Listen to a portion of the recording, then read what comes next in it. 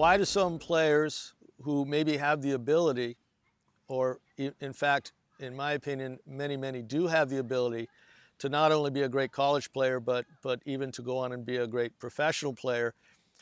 It's my belief that at a young age and all the way through, and I have spoken to many players on the tour that are playing challengers and futures, not quite at the higher level, that they have spent too much time in tournaments, and especially at a young age. I mean, they're being told you have to play massive amounts of tournaments. I don't believe that's true. I believe you have to play massive amounts of matches. And yes, you eventually have to play tournaments. That's the end game in measuring our skills. But at such a young age, you've got young people traveling all over the country, let's say in the US, driving 8-10 hours, and their kid is double faulting twice a game, doesn't get past the first round. That time would have been far better spent working with a coach or another player on their skills. And don't start traveling until you cut your double faults down to a couple of set. And in fact, it would be better if you actually had a very good serve before you start traveling too much. I actually coached two young men up in Toronto. I started with them, they were brothers, twins actually, one righty, one lefty. They started at 8 years old. They did not play their first tournament until they were 13. And one of them won the tournament and the other one made the semis.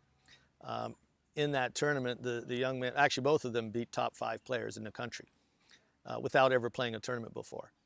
So, and they're both excellent players, and they went on and continued success in tournament play. I'm not saying every player should go 5 years without playing a tournament, but I just don't. I feel that most players are playing too many tournaments at the expense of skill development. And even once they get into futures, everyone's being told you got to just keep. I mean, there's players out there who go for 5, 6, 8 years, week after week after week in men's tournaments, and they're not getting better. They're flatlined, at 400, 300, 500 ATP, or they go up and ring the bell at 250 and go back down again. And if you look at their serves are just not good enough. They could be, but they're not. Go and work on it. It could be their backhand. It could be a slice or a volley. It could be any number of skills that need to be improved in order for them to move up the ladder. So I'm not saying everyone's like that, obviously, but there are a lot of players that could have played professional tennis, and the reason they're not is not because they didn't work hard, it's because they didn't work smart.